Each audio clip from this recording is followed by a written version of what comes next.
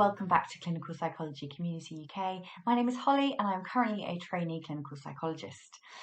Make sure that you subscribe and get all the latest content straight away. But today I will be reviewing Surviving Clinical Psychology, Navigating Personal, Professional and Political Selves on the Journey to Qualification, which is edited by James Randall. This is probably one of the most famous books in the aspiring clinical psychologist world. And I mentioned it in quite a few videos and to a lot of people, but I wanted to start a book review series as requested by some of you lovely subscribers. And I should also say that this is not sponsored, and I will give you my honest opinion on the book and all books that I review in this series.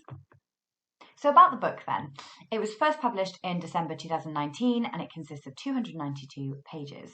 It has 4 parts, each with 4 or 5 chapters or pieces written by different writers or writing partnerships. So the first part is the context of clinical psychology, which has chapters all about what clinical psychology is, big pieces on reflection and supervision and how to enrich your practice before training. The second part is the personal, the selves as human. This has sections on being a practitioner and a client, values in practice, dialogues around personal therapy, and really focuses on you as a person and all the different selves that includes. The third part is the professional, which is the use of the self in clinical psychology, which has a lot of different pieces around social graces and self-formulation and what sorts of selves we bring to practice. So that's a really interesting part. And the fourth part is the political, selves and politics in practice. And this is the last section for a good reason, and we'll come into this. There's a lot about power in practice, in clinical psychology and in context, and also how we can bring ourselves to our communities. So those are the 4 broad parts. And I think one of the first reflections I have on this book with the parts, it really does feel like a journey going through them. Like I think you need to read the first couple of parts before going on to the last couple of parts. Particularly, I think if I'd gone straight into the 4th part, the political part, all about power and things like that, I don't think I would have had the same viewpoint on it that I did when I read the whole book. So yes, but we'll get into some more reflections in a minute. So I have actually already reviewed this on Instagram back in January 2021, and I rated it a 5 out of 5. And I have recently read it, and I'm going to go through some of my points in my previous review and see whether I agree or not now. So some context behind my previous review, before I go into it. I had submitted my 6th consecutive application to the DCLIN and was super thirsty for insight into the world of the DCLIN, because it seemed so elusive and like this whole world within this big fort that I couldn't get into. So I was really thirsty for any kind of knowledge or anything that can kind of shed some light on what training was like and what working in clinical psychology was like and that sort of thing. So there had been some chat in the psychology social media world about this book, and I bought one. So this is how my review in January 2021 started. This book is an absolute essential for aspiring clinical psychologists. I've been on my DCLIN journey for 6 years and have not come across anything like this before. To an extent, yes, I stand by that. About it being essential, I would probably stay away from kind of total statements like that, but I would say that it can be a really helpful book. And also, I had never come across anything like this at the time. You know, it opened my eyes to a whole new way of reflecting, and it really does draw on a lot of models and encourages you to kind of develop your own way of relating to yourself. So I felt that this book encourages a similar reflective stance that we're encouraged to adopt on training. I'm going to elaborate on that a little bit later. So some of the things that I said I liked in my last review, I said that there were lots of reflective exercises and thinking spaces to apply theory and ideas yourself, although you can read the book straight through if you want to. So yes, again, I kind of agree with that. And now I've read it again, I almost see it as a bit of a pick your own adventure. So, you know, I think that everyone who reads this will get something different out of it. And that's just the nature of it. There are so many different bits in here that, like with any book, you are going to take away different things from it. You're going to remember different things from it. Different exercises are going to be useful for you that perhaps I overlooked. and vice versa. So yeah, I think some people may not get anything out of it, even, you know, in that vein. Some might do a particular exercise that really helps them understand what's going on for them. And some, you know, you could do every exercise and it could take months and months to read. Or you could just read it straight through. So I think there's so many different ways you can engage with the book. And I definitely would encourage you to have a play around with it if it's something you wanted to look at. So another part of the review in January 2021, I said, it helps you think about yourself in terms of wider society, drawing on community psychology principles, and also signposts to a lot of community psychology groups like Psychologists for Social Change, for example.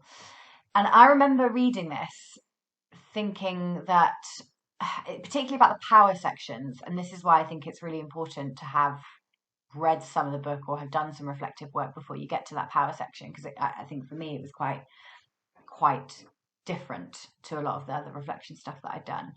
So I remember reading it thinking that I was not in the powered group at all, because, you know, in clinical psychology, in that world, that tiny little world, pre-qualified psychologists, pre-training psychologists don't hold the power. Like that's just a fact. You know, we put ourselves through quite a grueling application process, interview process, that whole thing, and we don't have power in that. And I think it's very easy for us to forget that actually we are part of some sort of powered group. You know, in wider context, we have got a university education. We often work in roles representing some form of authority. That could be an NHS, public sector, government even. It could be something like that, but we are representing the system to a lot of people. And we're privileged to be in these positions. You know, we're privileged to be in a position where people come and ask us for help to work on their own stuff and bring us really traumatic things that have happened to them. And it really made me reflect deeply on power the first time I read it, but I think the reflections this time have been different, in that discussions about power that we sort of have sometimes on training have really helped to develop my viewpoint a little bit more. And also I do think that being on training, I do feel more powered in some ways. You know, I feel like I'm within that fort now almost, which is nice and also not nice in some ways, because I really do remember what it's like to be on the outside being like, let me in. But yeah, I think the reflecting on power was probably the biggest learning for me, and actually it kind of consolidated lots of the other stuff that I'd done throughout the book, or the exercises that I'd done. Yeah, so I think that section is brilliant, and the fact that you know, if you are interested in community psychology and power and those sorts of dynamics within clinical psychology and the people that we work with, then I think this could be something really useful for you. It's absolutely not the only book out there, and I will be reviewing some other books that talk a lot about power and different contexts within clinical psychology, and, you know, decolonizing clinical psychology and anti-racist practice and things like that are very, very important. And this is just one of those books that kind of contributes a little bit to that. And finally, I finished off the review in 2021 by saying it validates our experiences and struggles as aspiring clinical psychologists. And I totally still agree with that, because this was so important for me at the time. I felt quite bitter, I felt powerless, as I said, and I felt angry with the way the system is and how it feels like it can kind of chew you up and spit you out and no one really will care. You know, if I just decided not to apply for the declin again, who would care about that? Nobody. So it can make you feel a bit like that. And this book basically says, yeah, we see you. Like, we see that this system is flawed and you are not the problem. The system is the problem.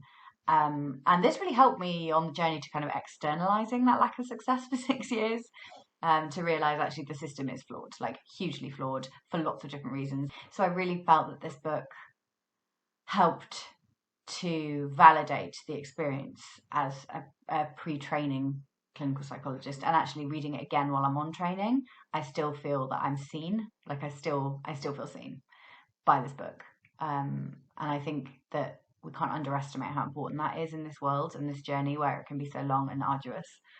So yeah, I think that's really important. Now we come on to some tips for engaging with the book. So like I said, it sounds a bit silly, right? There's no right way to read this book. You can do it however you want. It is a bit of a pick your own adventure. You can jump around the chapters, you can skip through it and just go through the exercises and things like that. But you could read it conventionally as well. What I would say is do it your way and play around with it. And that actually is my tip. Like, I don't want to just say, here's the right way to do it. But these are some ways that helped me really engage with it. It took me a good few months to read the book in its entirety because I wanted to have lots of like digestion time to really think about the exercises that I'd done and the work that had gone into it. And at times when I read it for the second time, I felt like I was rushing through things. And I had to stop myself because I really wanted to give it proper time and attention. But I was almost like, oh yeah, I remember this. I can just kind of skip through this and skim through it and get to the next section. And I wasn't always able to give it proper time and attention. And sometimes with everything, anything in life, you're not going to be able to give your 100% attention and focus, and that's okay. And I think the lesson I took from that is to give myself a break from things. And that has extended out to other aspects of training as well. Like if I'm supposed to be doing something and I actually can't focus on it, what's the point? I may as well give myself a break and then focus on it later. So that's been a kind of extra little bit of learning, I guess, from the book. And the other thing I would say is that I felt quite uncomfortable at points during this book. Rightfully, I think, if some of the content is making you feel uncomfortable, I would encourage you to reflect on that. Why is it making you feel uncomfortable? Have you got any ideas? How do you know that you're uncomfortable? Are you feeling it in your body? Are there things going through your mind? Like, how do you know that you're uncomfortable? Have you experienced this sort of discomfort before, and how did you overcome it if you did, or even if you didn't overcome it, then what did that lead to? What helps relieve that discomfort, if anything? I think answers to those kind of questions can really help when you're working in clinical situations where you feel discomfort for some reason, because that is going to happen. You're never going to have a completely comfortable career. It's not going to happen. So I think reflection is, if it makes you feel uncomfortable, you're probably doing quite a good job with it. So carry on and really think about why that is, and don't be scared of that discomfort, I would say. So what do I think now about the book? The words have hit slightly differently since I've been on training. It's complemented our discussions on power and privilege that we've had on the course. And, we're reminded that we are now in positions of power compared to most of the people that we'll come across professionally, and that power is a responsibility, not a right. And I think this is hammered home in the book, and I find myself reflecting on power again and again when I do the exercises and using clinical experiences that I've had. And I think it's interesting, having read this before training, I was like, oh, I can imagine that lots of these conversations would happen on training. And now I'm on training and we've done a year of it, and I'm like, yeah, okay, lots of this actually clicks and it makes so much more sense than it did before I was on training. So yeah, I think that's another reason that I think this book is really useful for people that are aspiring clinical psychologists pre-training, or you're on training as well. I think it can be really helpful. Ultimately, I'm really grateful for this book. I think it's a brilliant resource. I think people interested in clinical psychology at any level can engage with this, and I see it very much as like a handbook for me going through, and I'm interested to read it, not every year. I don't think that's necessarily possible because I get to know it too well, but certainly at intervals I want to try and read it and see where I am and what's different. So I think that's something that's really useful. But again, I would caveat all of this with, it may not be for you, and that's okay too. You will have your own stuff that works, and finding what works for you. There's a whole load of books out there that you can look at, or not even looking at other people's words, just reflecting on your own stuff. I think that's also fine. So yeah, I'm obviously massively into this book and will rate it still. I think I'd still give it a 5 out of 5 because I think it's really helpful. But it's not something that you have got to absolutely have. Like, it's not like you're not going to get onto training without it. It's just something that, if you're interested in it, see if there's a couple of friends that might want to share it with you. So that might reduce the cost. I'll put some links down below of where you can get it. And I think at the moment it's going for around £18-20. But if you split it across 4 of you and you shared it and you talked about it, then that could be a different way of engaging with the book that I hadn't thought of before, and also a way that it makes it a little bit more affordable for people. And it might be that you can get, your university library to get copies of it, or your course, or you might be able to have there might be some other way of getting it. But lots of people do have it, so it might be that there's a library somewhere that will stock it.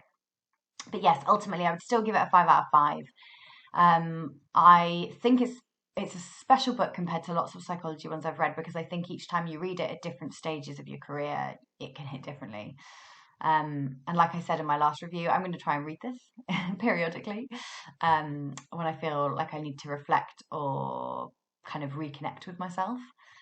So yes, I would definitely recommend this book, but caveat with, there are lots of other ways that you can get ready for training and learn about yourself, and there are lots of reflective models that you can use. Thank you so much for watching, commenting and subscribing, both here and on Instagram, and let me know what other things you want to see. Take care. Bye-bye.